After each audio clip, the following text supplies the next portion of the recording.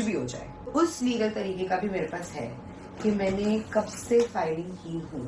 Okay, सो ये रहा। तभी मैं आपको साइड में डाल दूंगी कि मैंने 19 सितंबर को लॉन्च की थी मेरी कंप्लेन। आपको पता होगा या नहीं पता होगा कि आपके नॉलेजेबल है या नहीं है, मुझे नहीं पता। लीगल थिंग्स टेक टाइम, और जो चीज में अगर आपने सबर रख लिया ना तो आप जीत जाते हो। तो इसीलिए मैं 19 सितंबर से बहुत सबर रख रही थी, क्योंकि वहां पर भी बीच बीच में ऐसा हो जा रहा था कि मुझे बुला रहे थे स्टेटमेंट लेने के लिए। फिर कुछ दिन का हॉल्ट हो गया था बिकॉज गणपति है, ये है, वो है। मैं हॉल्ट पे चले गई थी। सबसे पहले वो घर छोड़ के कौन भागा? मुझे बोला गया था घर का जो सामान है वो तू रख ले। तो बहुत कुछ बोला गया एक्चुअली। तुम एक काम करो, फॉर टाइम बिंग यहाँ से जो सामान चीज लेके चले जाओगे, छोड़ लो घर। नहीं, ये घर तो दोनों छोड़ना पड़ेगा। सॉरी। तो क्या हो गया? नहीं नहीं नहीं नहीं नहीं नहीं नहीं, हाँ तो बाद में लो ना। ये भी बोला गया था, खारघर वाले घर की बात कर रही हूँ। फिर मुझे जब मार के जो इंसान भागा है, जो बोला ना कि मेरा हाथ पड़ता तो घूमती नहीं फिरती नहीं, फोटोज देखो जो मारे थे मुझे और जोहान को। फोटोज देख के आप समझ जाओ कि, और audio, let me make you here the glimpse of that audio.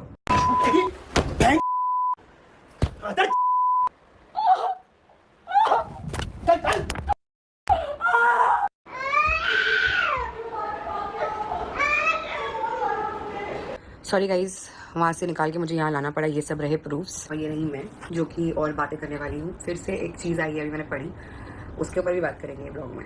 सब कुछ, सबका जवाब दे दूंगी मैं, सबका। मैं चुप नहीं रहूंगी अब। चुप तो मैं बिल्कुल नहीं रहूंगी। चुप मैं ना सोशल मीडिया पे रहूंगी, ना कोर्ट में रहूंगी, ना लीगल वेज में रहूंगी। मैं कहीं अब चुप नहीं रहने वाली हूँ। बहुत चुप्पी में मैं रह ली, और उसका मेरे को अजर भी मिल गया। मैं क्यों इतने टाइम से चुप रह रही थी? आप लोग को लग रहा है कि ये तो कुछ बोल नहीं रहा था, ये तो कुछ कर नहीं रहा था, फिर तू क्यों बोल रही है? मैं बताती हूँ आप लोगों को कि मुझे क्या क्या हुआ है। आप लोगों ने तो ऑडियो भी सुनी ली है कि मेरे बच्चे पे कितना ज़्यादा मेंटल प्रेशर आया था। मुझे फिर कॉल आते थे लैंडलॉर्ड के कि भाई घर खाली करो, बिकॉज ऑलरेडी एक आपने खुद ही देख लिए थे कि आप लोगों ने खुद ही देख लिए थे कि इससे पहले हमें एक नोटिस आ चुकी थी लैंडलॉर्ड की तरफ से कि बिल्डिंग में अगर कुछ भी ऐसा हरकत हुआ फिर से तो आपको निकाल देंगे। तो जो हमारे आस पड़ोस के लोग थे उनको एक डर था कि कहीं ये वापस से रिपीट ना हो। वो लड़की है, बच्चे के साथ उसको कुछ हो जाएगा तो हम लोग क्या, हम भी बिना हैं, हमारे भी बच्चे, हम कहाँ जाएंगे, हम कैसे भागे दौड़ी करेंगे? हम नहीं कर पाएंगे ये सारी चीज़ें। तो बेटर है घर खाली करवा दो। तो वहाँ से लैंडलॉर्ड को प्रेशर, वो लोगों तक ने फोन कर दिया हमको हमारे कपड़े चाहिए, हमको हमारा ये चाहिए, हमको ये, और जो बाकी की सामान है जैसे पलंग हो गया, कबर्ड हो गया, ये सब हो गया। ये सब के अंदर मेरी मॉम ने दिल लगा के मेहनत किया। मुझे बोल रहा था कि काम करो, तुम ये सब पूरा सामान ले लो और गाड़ी लेके दे दो। तो क्या 4 लाख का सामान है ये? कितने लाख का सामान है? Come on, come on, AC वेसी कम ऑन, पूरा रेडीमेड, कबर्ड अबर्ड सब कुछ ए टू जेड। तो निकालती उसका भी पैसा, जो बेचने का आएगा उसका आधा मैं तुमको दे देती हूँ।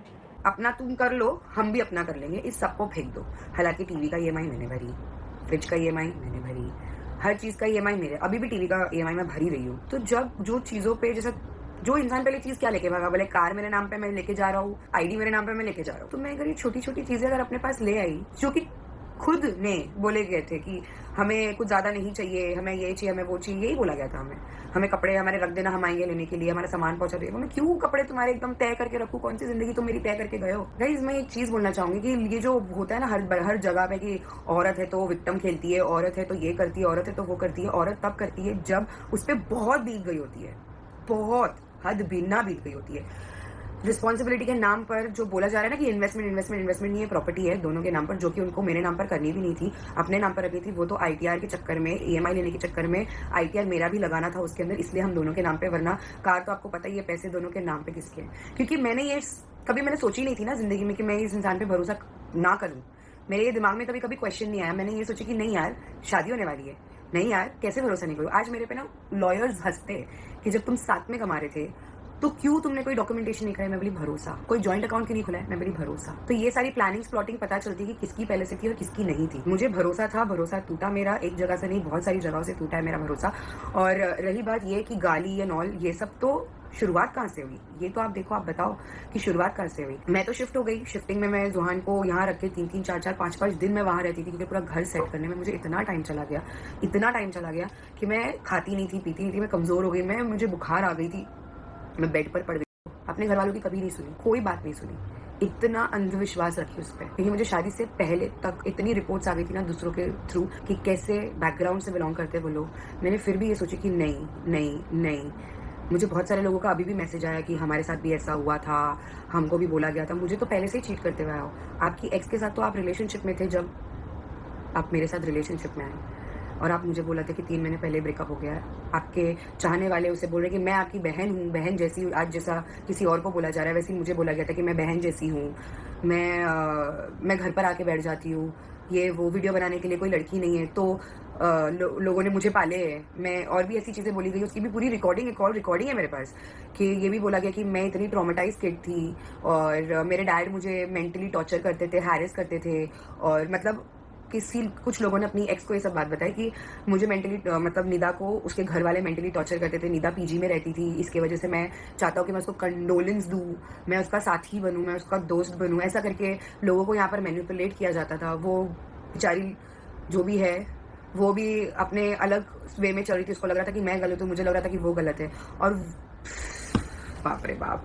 पर एक बात बोलूँ, औरतों की दुश्मन तो होती है भाई, औरत की दुश्मन होती है, ये तो मैं पक्का सबूत के साथ बताऊंगी इंशाल्लाह। तो ये बात हो गई। मुझे बहुत गंदी गंदी अश्लील चीज़ें भी बोली जाती थी, जिसमें मैं पैनिक हो जाती थी। मुझे ऐसा बोला जाता था कि क्या मैं डोनेट कर दूँ अपना बीप। मुझे लड़कों से जोड़ा जाता था, शादीशुदा आदमियों से जोड़ा जाता था। ये बोला जाता था कि बाथरूम में जाकर कराओ, ये सब, और मजाक बनाया जाता था मजमे में बैठ के। मैं रोती थी।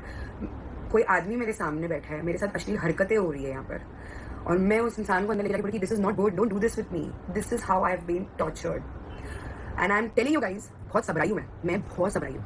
जितना लोगों ने सोचा नहीं, अगर आज मैं इतनी जो स्ट्रॉन्ग हुई ना, वो 4 महीने में मैं इतनी सबरा गई ना, उसके बाद मैं खत्म हो गई, मुझे नफरत हो गई। मुझे एकदम दिल से, एक होता है ना कि मोहब्बत, वो दिल से उतर गई थी। वो इंसान के लिए दिल से उतर गई थी। मैं वो इंसान थी कि वो उस मोहब्बत में मैं अपने आप को नुकसान कर दूं, बट वो इंसान की आंखों में आंसू तक ना देख सकूं। मैं वैसी इंसान थी। बट अब